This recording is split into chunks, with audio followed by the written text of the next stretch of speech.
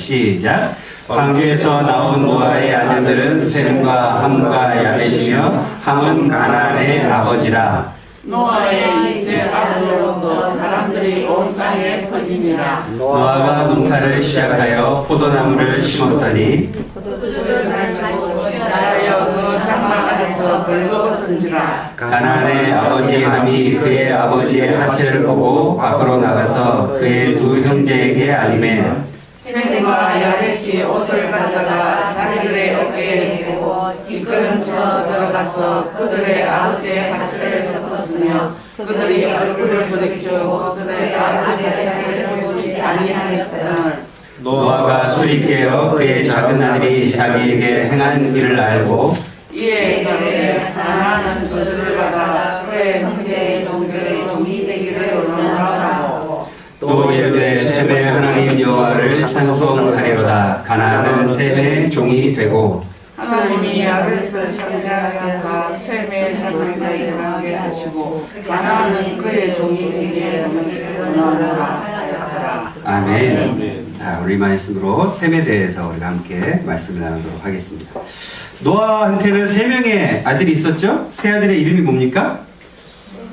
셈, 함, 야벳 이렇게 세 명이 있었습니다. 노아의 세 아들들은 셈, 함, 야벳입니다. 노아의 홍수 때 노아의 가족들 이외에 다른 사람들이 다 어떻게 됐을까요? 다 죽었겠죠. 그러니까 노아 홍수 이후에 태어난 모든 사람들은 다 누구의 자손이에요? 그렇죠. 노아의 자손이 되는 겁니다. 이 노아의 자손의 아들이 셈, 함, 야벳인데 그러면 우리나라 사람들은 이 세 사람 중에 어느 아들의 자손일 확률이 높을까요?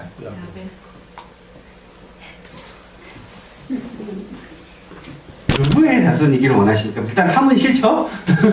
일단 함은 마음에 안 들어요. 그죠? 셈하고 야벳 둘 중에 하나인데 셈일까요? 야벳일까요?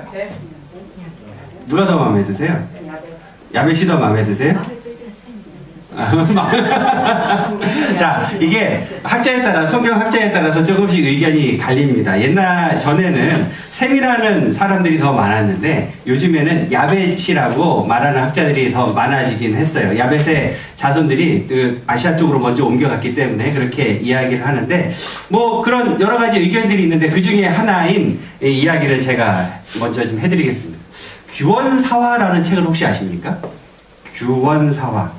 이 당군조선의 역사를 기록한 책인데요. 조선시대 숙종 1년인 우리나라 서기 1675년에 북의노인이라는 사람이 쓴 책입니다. 우리나라 조선시대 숙종 임금 때 적어진 책이에요. 규원사화. 이 규원사화라는 책이 굉장히 재미있는데 이게 사실은 정사를 기록한 책은 아니고 그 당시에 우리나라가 여러 가지로 상태도 좀 안 좋고 외국의 침략도 있었고 막 여러 가지가 안 좋으니까 좀 이렇게 이 민족적인 이런 자부심을 고취하기 위해서 그 당시에 흩어져 있었던 여러 가지 야사의 이야기들, 그 다음에 우리나라 그때 당시 조선의 종교 이야기들, 이런 이야기들을 이렇게 묶어가지고 적어놓은 책인데 그 중에 어떤 이야기들이 굉장히 많이 적혀져 있냐면 단군과 관련된 내용들이 굉장히 많이 적혀져 있는 책입니다. 그런데 규원사회에 기록된 단군 8조라는 내용이 있어요. 단군 8조라는 내용이 나오는데 단군이 정한 8가지의 규약, 규례, 규칙 뭐 이런 뜻이죠. 자, 그런데 그 내용을 보면 이렇습니다. 첫 번째는 너희는 한 분이신 하나님을 정성을 다해 순수하게 섬겨라. 너희 부모를 공경하라. 너희 아버지는 하늘에서 온 것이니 너희의 어버이를 공경하면 이는 능히 하늘을 공경하는 것이니라.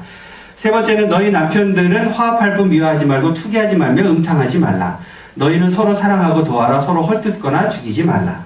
너희는 서로 양보하며 같이 경작하라. 너희끼리 서로 빼앗거나 훔치지 말라. 너희는 사납고 교만해져서 사물을 상하게 하거나 다른 사람을 다치게 하지 말라. 서로 항상 존중하며 너희 하늘 본보기를 따라 사물을 사랑하라. 너희는 위태로움을 돕고 어려움을 구제하라. 약함을 업신여기거나 천하다고 업신여기지 말라. 간사함을 품지 말고 악을 숨기지 말며 제한을 감추지 말라. 마음으로 능히 하늘을 공경하고 백성을 가까이 하면 너희는 이에 복록이 한없을 것이니라. 재밌죠? 뭐랑 비슷해요? 십계명이랑 거의 비슷합니다. 십계명이랑 거의 비슷합니다. 도대체 우리나라 1675년도에 선교사님들이 다녀가셨다는 기록도 없고 선교사님이 그때 없었던 시기인데 도대체 어떻게 이 규원사화에 1600년도에 적혀진 책에 그때 당시에 단군과 관련된 내용들을 취합을 해서 적어놓은 책에 어떻게 이 이야기가 적혀 있을 수 있을까? 궁금하지 않으십니까? 미국에 가서 다녔을 미국에 뭐 그때 갔다 오진 않았을 거고. 예, 놀랍게도 이 규원사의 내용을 보면 그때 당시에 우리나라 사람들 중에 단군을 믿던 사람들은 무엇을 믿는 사람이었어요? 하느님을 믿던 사람들. 그때 이제 한문으로 보면 이제 하늘에 계시는 어떤 분, 하늘님 이렇게 이제 표현이 되어 있습니다. 놀랍게도 고대 한국 사람들은 유일신 사상이 있었던 거예요. 하나님을 믿었던 그 믿음이 계속해서 전해져 내려왔었다는 것입니다.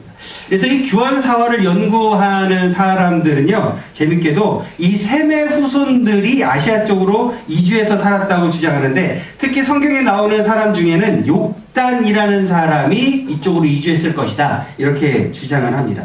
욕단이 누군지 아세요? 우리가 지지난주에 말씀드렸던 벨렉과 형제지간이었던 사람이에요. 근데 이 욕단이 우리나라에 와서 단군이 되었다, 이렇게 주장을 하기도 합니다. 믿거나 말거나 말이죠. 뭐 여러분 믿고 싶으세요? 믿고 싶지 않으세요? 이 책 보니까 괜히 믿어지고 괜히 그런 것 같아요, 그죠? 괜히 막 기분이 좋잖아요. 그 단군이, 우리가 생각하고 있는 그 단군이 성경에서 말하는 그 욕단의 후예라고 욕단이라고 생각하니까 괜히 진짜 그럴 것 같고. 어찌됐든 자, 노아의 아들, 이 세 아들 셈과 함과 야벳, 이 세 사람이 있었는데, 이렇게 세 사람을 보면 여러분 누가 여기서 제일 형 같으세요?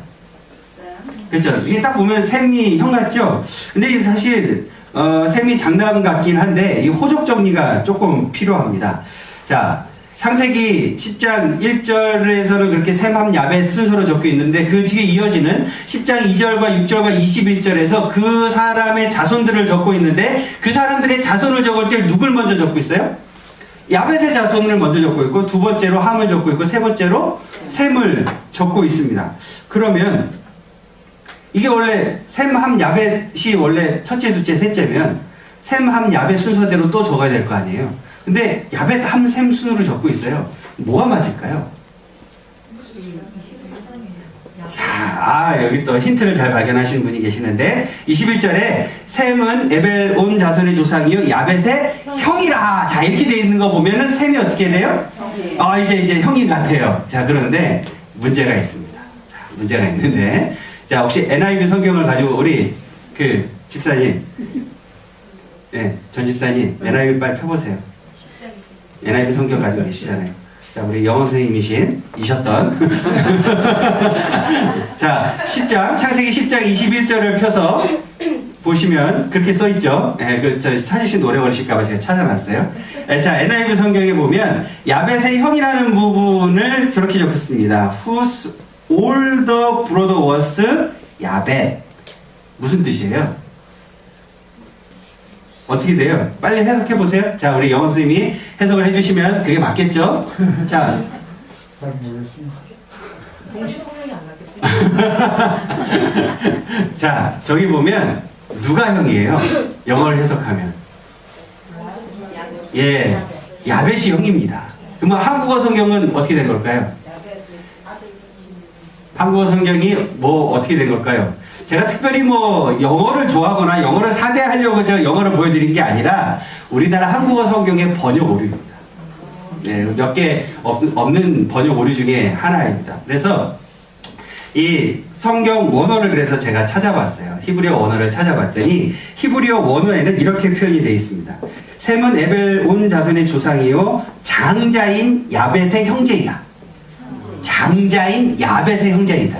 장자라는 단어를 빠뜨리고 번역을 한 거예요. 잘못 번역을 한 거예요. 그래서 제가 저기 한국 성서공회에다가 따지려고 예, 제가 이렇게 메일을 보내려고 했다가 이미 많은 분들이 따져 오셨더라고요. 찾아봤더니. 그래서 다음에 나올 때는 수정을 하자는 의견이 있고, 또 하나는 뭐냐면 셈이 영적인 장자이기 때문에 그렇게 적혀 있어도 크게 문제가 없다. 이렇게 의견들이 그 안에 이미 싸우고 계시더라고요, 서로. 예, 그래서 이게 맞다 저게 맞다. 어쨌든 성경의 원어적인 의미를 보면 누가 형이에요? 예, 야벳이 형인 게 맞습니다. 그냥 뭐 여러분 이게 뭐 성경이 뭐 잘못됐다 뭐 이런 거 갖고 화낼 필요도 없고 싸울 필요도 없어요. 이게 성경에서는 굳이 뭐 이걸 가지고 뭐 얘기하지 않아도 되는 이유는 왜요? 영적인 장자권은 누구에게 있으니까? 예, 셈에게 있기 때문에 그렇습니다. 자, 그러면 이제 어쨌든 우리가 첫째는 야벳이라는 걸 알았는데 둘째와 셋째 문제가 생기죠. 그러죠? 이 형제 문제를 가지고 오늘 얘기가 조금 길어지긴 하는데 성경학자에 따라서 셈이 형이라는 사람도 있고 또 함이 형이라는 사람도 있고, 그러니까 막내가 누구냐에 대해서는 또 의견이 분분합니다. 또 의견이 분분한데, 자, 어쨌든 찾아보면은 거기에 대한 내용들이 성경에 대해서 누가 이 세 형제의 순서에 대해서 그래서 의견이 굉장히 분분하게 많이들 옛날에도 싸웠고 지금도 싸우고 계십니다. 근데 별로 안 중요합니다. 그거 별로 안 중요하니까 너무 그거 가지고 시험 들거나 나중에 여러분이 성경을 읽다가 이거 왜 이래? 이러면서 저기 시험 드실 필요도 없습니다. 혹시 그런 걸로 시험에 드실 것 같으신 분들은 히브리어 열심히 공부하셔가지고 원어로 성경을 읽으시면 되겠습니다. 자, 어쨌든 이렇게 쭉 우리가 형제들에 대해서 보고 있는데 이 형제 셋 중에서 원래 셈은 어쨌든 장자가 아니었던 건 분명해요. 하지만 성경에서는 셈을 굉장히 중요하게 다루고 있고 셈을 통해서 셈의 가문을 통해서 누가 나오게 되죠? 예수님이 태어나시게 되죠. 그러니까 영적인 장자권은 셈에 있습니다. 그런데 어떻게 이 셈이 자기 둘째일 수도 있고 셋째일 수도 있었던 이 셈이 영적인 장자권을 갖게 되었을까요? 힌트는 셈의 이름의 뜻에 있습니다. 셈의 이름의 뜻이 뭐예요? 명예 혹은 명성이라는 뜻입니다. 셈의 이름을 누가 지어줬을까요? 그렇죠. 노아가 지었겠죠. 노아가 지었습니다. 노아가 근데 왜 셈의 이름을 이렇게 지었을까요? 여러분의 상상력이 약간 필요한 부분입니다. 성경에는 셈의 이름을 이렇게 지은 이유에 대해서 적고 있지는 않기 때문에 여러분의 상상력이 좀 필요한 부분입니다. 노아 홍수 이전에 셈이 태어났어요? 노아 홍수 이후에 셈이 태어났어요? 그렇죠. 이전에 태어났습니다. 자, 이전에 태어났는데 하나님께서 노아에게 방주를 만들라고 하시고 이제 세상이 무너졌고 사람들이 다 죽게 될 거라는 걸 노아는 알고 있었어요. 아들의 이름을 짓고 난 다음에 이 아들이 어떻게 하기를 바랬을까요? 나중에 노아가 방주를 만드는 그 시기에는 어땠어요? 세상이 하나님의 이름을 무시하고 살던 시대였어요. 하나님의 이름이 명예롭지 않던 시대였어요. 하나님의 이름을 무시하고 살던 사람들이 세상에 가득한 시기였어요. 하지만 노아는 어떤 사람이었어요? 의로운 사람이었어요. 그렇기 때문에 하나님께서 노아를 사용하셨는데 그 노아가 아들의 이름을 지을 때 명예 혹은 명성이라는 이름으로 셈이라는 이름을 지을 때는 무슨 의도를 갖고 그렇게 했을까요? 하나님의 이름을 드높이는 사람이 되기를 원했던 거예요. 그래서 노아가 셈의 이름을 이렇게 지었던 겁니다. 자, 그래서 셈의 이름이 이렇게 지어지고 난 다음에 셈의 이름을 통해서 받은 축복이 누구한테 가서 이제 나타나게 될까요? 셈의 고손자인 에벨에 가서 나타나게 됩니다. 여러분, 에벨에 대해서 우리가 공부할 때 에벨이 나중에 무엇을 건설해요?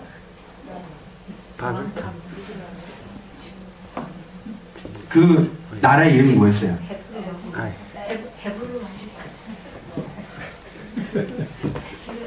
에볼라 왕국. 감사합니다. 여러분 자꾸 이렇게 잊어버려 주셔야 제가 나중에 다시 또 할 수 있으니까 뭐 하여튼 그 왕국을 건설하게 되죠. 어느 강을 건너서? 유프라데스 강을 건너가서 유프라데스 강을 건너면 그 지역이 어느 지역이라고요? 팔레스타인, 지금의 팔레스타인 지역, 가나안 북부 지역입니다. 그래서 여러분들이 이 이스라엘의 역사에 대해서 우리가 구약을 잘 모르고 성경을 읽으면 사실 구약을 읽을 때 역사서를 읽을 때 재미가 없는 경우가 많아요. 근데 그 그림을 잘 그리고 읽으면 성경이 더 훨씬 재밌어집니다. 어쨌든 하나님께서 이 셈에게 은혜를 베풀어 주시고 축복을 부어 주시죠. 그래서 이 가문을 통해서 왕국을 건설하게 되고 그 가문을 통해서 예수 그리스도가 태어나게 되는 놀라운 축복을 누리게 됩니다. 자, 셈은 누구의 이름을 위해서 살았다고요?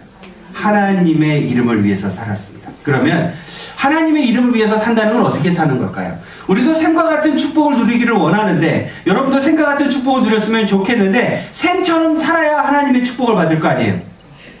그러면 셈은 하나님의 이름을 높이기 위해서 살았는데 어떻게 사는 게 하나님의 이름을 높이며 사는 걸까요? 그걸 알아야 우리가 셈과 같은 축복을 누리게 될 거 아닙니까? 그래서 오늘은 셈과 같은 축복을 누리기 위해서 어떻게 우리가 하나님의 명예를 위해서 살아갈 수 있는가, 어떻게 살아가는 것이 하나님의 명예를 위해서 살아가는 것이고 그것을 통해서 우리가 하나님의 은혜와 축복을 누릴 수 있는지 말씀을 통해서 우리가 살펴보도록 하겠습니다.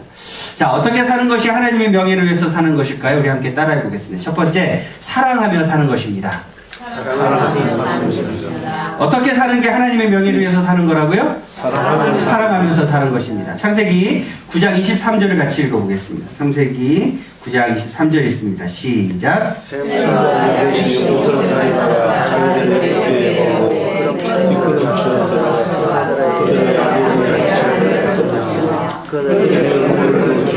그들의 아버지와 죄를 보지 아니하였더라. 아멘. 지난주에 이 사고가 좀 있었습니다. 지난주에 사고가 있었는데, 저 위에 집에 계시면서 저 교회 안 나오시는 분이 사고를 좀 내셨습니다. 사고를 내셨는데, 밤에 한 11시 정도 됐는데, 갑자기 집 전체가 쿵! 하고 울리는 거예요. 깜짝 놀라가지고, 밖에를 봤더니, 차가 저희 집 2층 올라가는 난간을 들이받고, 저기 교회 올라오다 보면 여기 작은 저기 실개천이 하나 있잖아요. 거기에 차가 중간에 톡 걸쳐가지고 끄떡끄떡 차가 이러고 있는 거예요.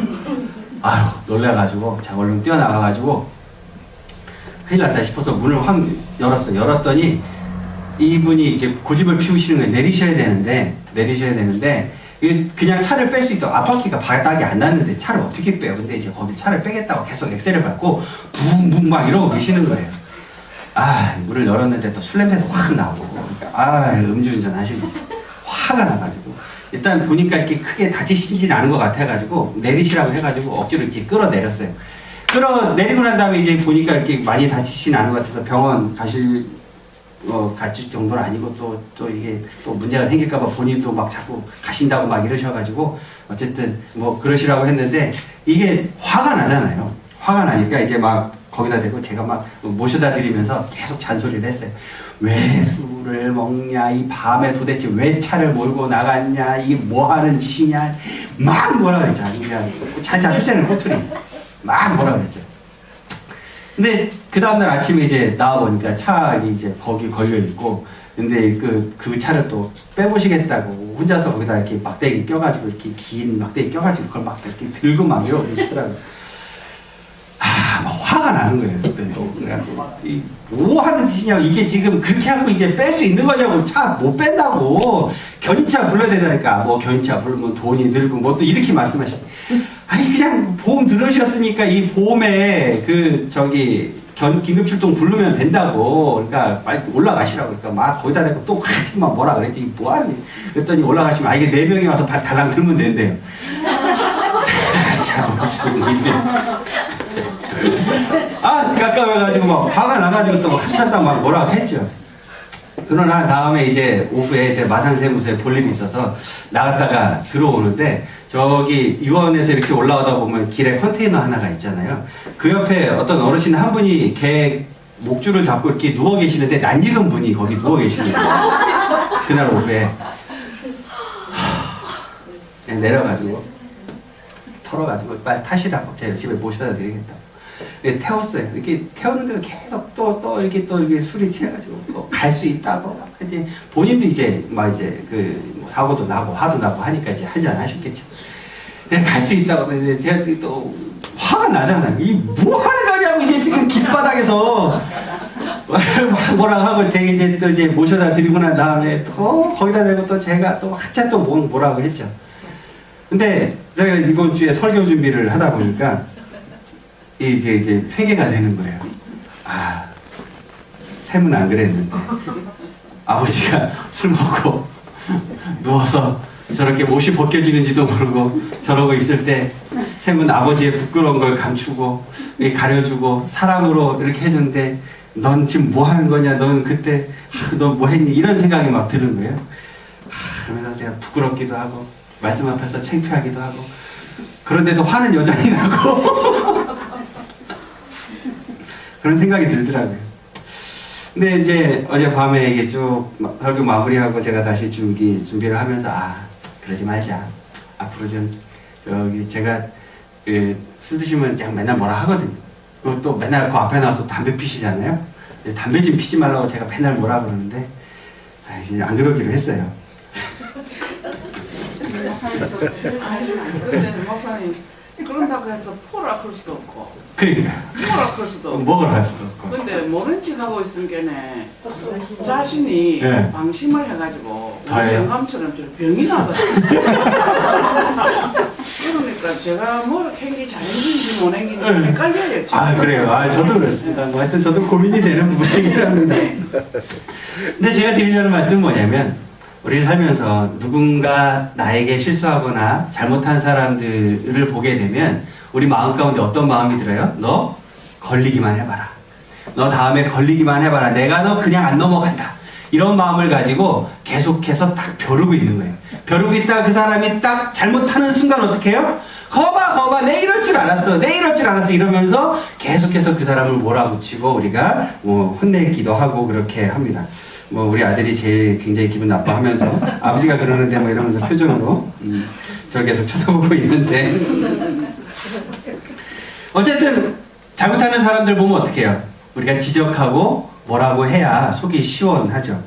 그리고 우리 유지사님 방금 말씀하셨던 것처럼 내가 이거 안 하면 그 사람이 더 안 좋은 일을 할까봐 더 그것 때문에 하기도 하고 그럽니다. 그런데 우리 마음을 좀 돌아볼 필요가 있는 것 같아요. 전 솔직히 말씀드리면 저희 아버지에게 제가 뭐라고 할 때 제가 아버지를 사랑하지 않았던 것 같아요. 정말 사랑하는 마음으로 걱정해서 저희 아버지한테 그렇게 하지 말라고 한 게 아니고 화가 나가지고 그랬던 것 같아요. 사랑하는 마음보다는. 여러분 어떠세요? 여러분의 삶 속에서 누군가 실수하고 잘못한 사람들, 특히 여러분 개인에게 그렇게 한 사람들, 그거를 반복해서 하는 사람들을 사랑할 수 있으시겠습니까? 그 사람을 사랑으로 덮어주고 감싸주실 수 있겠어요? 그런데 주님은 어떻게 하실까요? 주님은 여러분은 하나님 앞에서 어떻게 살고 계세요? 아니 우리는 어떻게 살고 있습니까? 우리가 하나님 앞에서 같은 죄를 반복해서 매일 짓고 살고 있지는 않습니까? 하나님 분명히 하지 말라고 말씀하신 일들이 있음에도 불구하고 내 안에 분명히 그런 게 알고 있고 내 안에 거룩한 부담이 분명히 있음에도 불구하고 우리는 하나님 앞에서 매일 그러고 살고 있지는 않냐고요. 그때 하나님이 우리에게 뭐라고 하세요? 너 왜 그랬어? 넌 앞으로 내 자식 아니야. 이렇게 말씀하세요? 아니요, 그렇지 않으시죠. 하나님 여전히 우리 사랑하시고 하나님 우리 여전히 축복하시고 우리에게 여전히 권면하시는 거죠. 그게 하나님이십니다. 우리는 그 하나님의 사랑을 받았어요. 우리가 먼저 하나님을 사랑한 것이 아니고 하나님이 먼저 우리를 사랑해 주셨습니다. 그러기 우리는 어떻게 할까요? 우리도 사랑하며 살아야 합니다. 우리는 가끔 자녀들을 향해서 비난할 때가 참 많이 있습니다. 그 자녀들을 향해서 그 자녀들이 하는 행동을 보면 어때요? 답답하잖아요. 자녀들이 하는 행동을 보면 그렇게 하면 안 되는데 라는 생각이 있잖아요. 어떻게든지 그 자녀들을 우리가 잘 좋은 길로 인도하고 싶잖아요. 그래서 우리가 그 자녀들에게 혼내기도 하고 하지만 어때요? 자녀들을 볼 때 혹시 우리 가운데 사랑하는 마음보다는 비난하는 마음이 더 크지는 않았는지. 부부 간의 관계는 어떻습니까?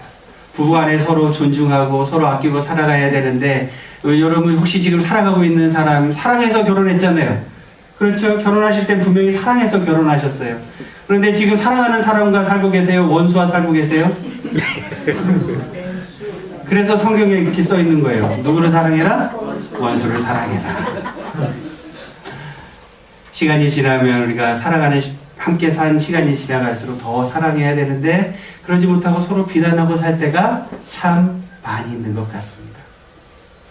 주변에 있는 다른 사람들을 향해서는 어떠세요? 혹시 교회 안에서, 혹시 여러분이 있는 그 사회생활하는 그곳에서 혹시 누군가를 비난하며 그렇게 살고 계시지는 않습니까? 하나님 우리에게 뭐라고 말씀하십니까? 서로 사랑하라고 말씀하고 계시는 것입니다. 하나님의 명예를 높이는 일은 우리가 하나님이 우리를 사랑해 주신 것처럼 우리도 다른 사람들을 사랑하며 사는 것입니다. 누구의 이름으로? 하나님의 이름으로. 하나님의 이름으로 샘처럼 사랑하며 사는 여러분들이 되시길 주님의 이름으로 축복합니다. 아멘 했는데 가가지고 사랑하려고 마음먹고 갔는데 그 사람이 또 조금 마음에 안 들면 어떻게 해요? 거봐 내가 이럴 줄 알았어. 이렇게 되겠죠? 그렇게 될 때 우리 또 어떻게 생각해야 될까요? 하나님 이럴 때도 내가 참을까요? 주님 사랑하게 하여 주시옵소서. 원수를 사랑하게 하여 주시옵소서. 그렇게 사랑하는 여러분들이 되시길 주님의 이름으로 축복합니다. 어떻게 사는 것이 하나님의 명예를 위해 살아가는 것일까요? 두 번째 방법은 인정하며 사는 것입니다. 어떻게 사는 것이라고요? 인정하며 사는 것입니다. 무엇을 인정하며 사는 것인가요?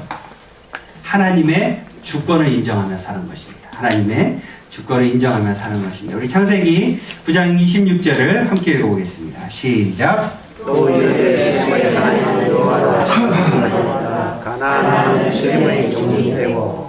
네. 옛날에 이런 노래가 있었는데 혹시 기억하실랑가 모르겠습니다. 기억나세요?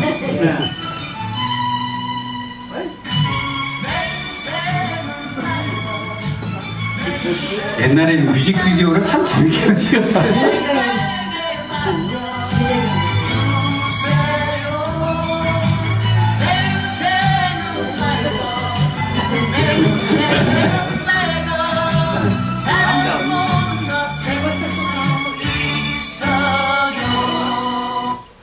내 인생이 누구 겁니까? 내 인생의 나이. 여러분 인생의 주인공은 누구예요? 여러분입니다. 여러분 인생의 주인공은 여러분이에요. 왜 다른 하나님이라고 생각하세요? 여러분 인생의 주인공은 여러분입니다. 그런데 여러분 인생의 주인공은 여러분이지만 여러분 인생의 감독은 하나님이십니다. 배우가 주인공이 누구의 말을 들어야 돼요? 감독의 말을 들어야 됩니다. 아무리 주인공이 잘났어도 감독의 말을 안 들으면 그 영화는 망하는 거예요. 여러분 인생의 주인공은 여러분이지만 여러분은 누구의 말을 들어야 할까요? 하나님. 그렇죠. 하나님의 말씀을 들어야 합니다. 우리 인생의 주인공은 우리이긴 하지만 실제로 우리를 감독하시고 우리에게 큐 사인을 주시는 분은 하나님이시기 때문입니다. 그런데 우리는 살다 보면 자꾸 하나님을 인정하지 않으려고 해요. 내 인생의 감독이신 하나님의 사인을, 하나님의 말씀을 듣지 않고 내 마음대로 하고 싶은 거죠. 여러분 어떠세요? 하나님 말씀에 순종하며 살고 계세요? 아니면 여러분 마음대로 살고 계세요? 네, 우리 마음대로 살 때가 많은 것 같아요.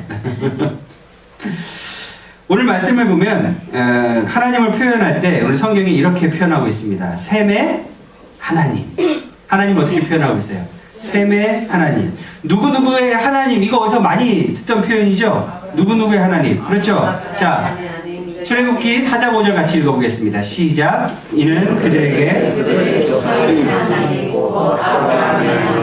이삭의 하나님, 야곱의 하나님 여호와가 내게 나타난 줄을 믿게 하려 함이라 하시고, 자, 누구누구의 하나님이라는 이 표현은 그 사람이 하나님을 경외했다는 뜻입니다. 그 사람이 하나님을 경외했다는 뜻이에요.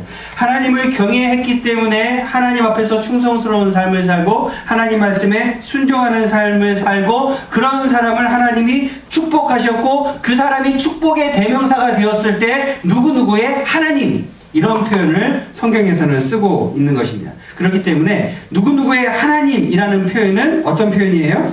축복의 의미가 되는 거죠.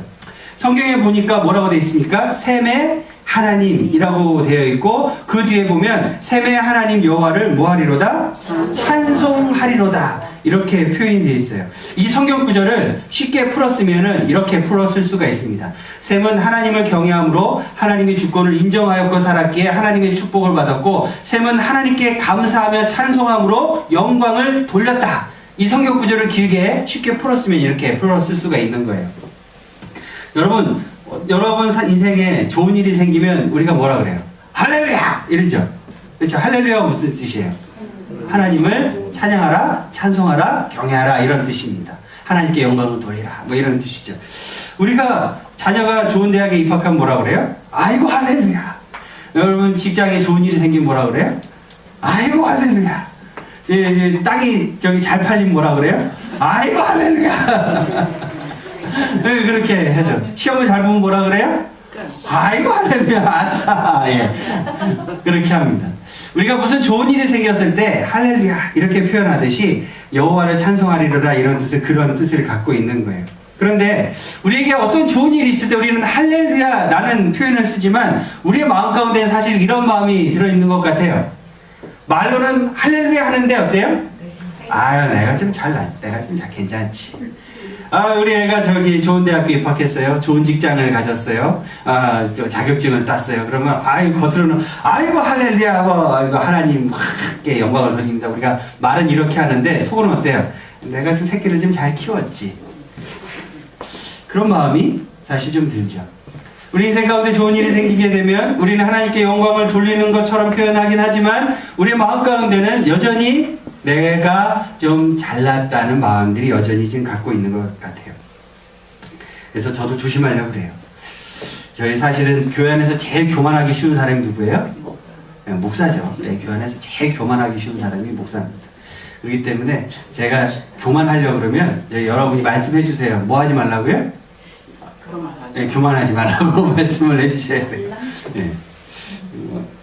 말하기가 쉽지는 않겠죠. 말하기가 쉽지는 않겠지만 어쨌든 여러분들이 이렇게 인상을 딱 쓰고 저를 째려봐 주셔야 돼요. 목사님 요새 교만한데 이렇게. 제가 얼마 전에 트랙터를 가지고 밭을 지금 갈고 막 이러면서 제가 내가 이제 트랙터도 할 줄 안다고 이랬더니 주집사님이 그러시더라고요. 그거 코딱지만한 거 그거 뭐 했다 그러냐고. 여기 한방에. 그래서 교만하지 않기로 했습니다. 제가 저 트랙터를 저 바꿔라 그랬더니 제일 크게 우리 임장로님 웃으셨어요. 교만하지 말라는 거죠. 교만하면 안 돼. 감사합니다. 예. 우리 마음 가운데 이렇게 수시로 때때로 우리 마음을 좀 돌아볼 필요가 있어요.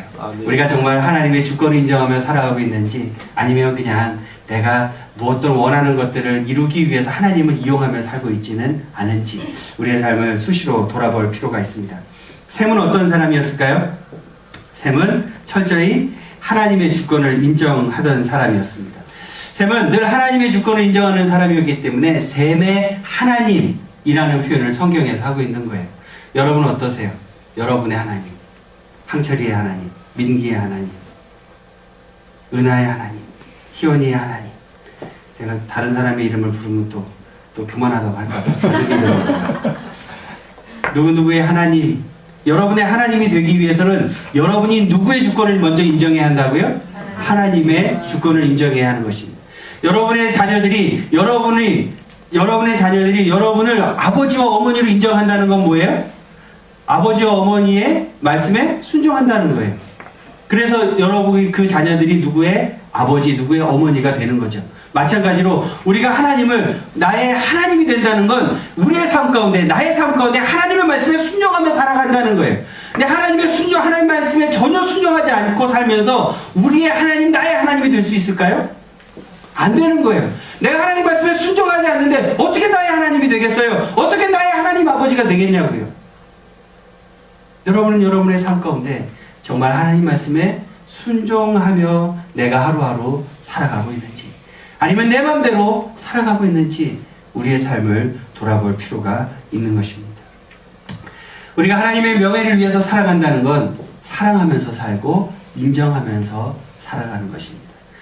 우리가 하나님의 이름을 드러내기 위해 다른 사람들을 사랑하고 가족들을 사랑하면서 살아가는 것, 하나님의 이름으로 다른 사람들을 사랑하며 살아갈 때 하나님의 이름이 나타나게 되는 거예요. 우리의 삶 가운데 내가 원하고 내가 뜻하는 대로 살아가는 것이 아니라 하나님의 주권을 인정하고 하나님 말씀에 순종하면서 살아가는 것, 그래야 하나님의 이름이 우리의 삶 가운데 나타나고 드러나게 되는 것입니다. 근데 우리의 삶 속에 사랑도 하지 않고 주님 말씀에 순종하지도 않고 살아간다면 우리는 하나님의 명예를 위해서 살아가는 것이 아니라 누구의 명예를 위해서 살아가는 것일까요? 나의 명예를 위해서 살아가는 것입니다. 여러분의 삶은 어떻습니까? 하나님의 이름이 여러분의 삶 속에서 나타나고 있습니까? 아니면 여러분의 이름이 나타나고 있습니까? 이 두 가지를 잘 기억하면 우리는 샘과 같은 축복을 누릴 수 있습니다. 우리의 삶 속에 하나님의 이름으로 사랑하며 살아가고 우리의 삶 속에 하나님의 주권을 인정하며 살아가고 우리가 이렇게 샘처럼 살아가게 될 때 하나님은 우리를 돌보시고 우리의 아버지가 되어주시고 우리를 축복해 주시는 것입니다. 우리가 영적인 가치를 붙들고 살아가면 우리는 하나님의 은혜를 누리고 경건하게 살아갈 수가 있습니다. 하지만 우리가 영적인 가치를 버리고 우리가 세속적인 가치를 따라 살면 하나님은 우리를 벌하실 수밖에 없습니다. 그러게 우리는 영적인 가치를 따라서 살아가야 하는 것입니다. 영적인 가치를 따라 사는 것, 그것은 사랑하며 살고 하나님의 주권을 인정하며 살아가는 것입니다. 이 두 가지 잘 기억하셔서 샘과 같이 놀라운 은혜와 축복 가운데 경건한 삶을 살아가는 여러분들이 되시길 주님의 이름으로 축복합니다. 아멘. 기도합니다.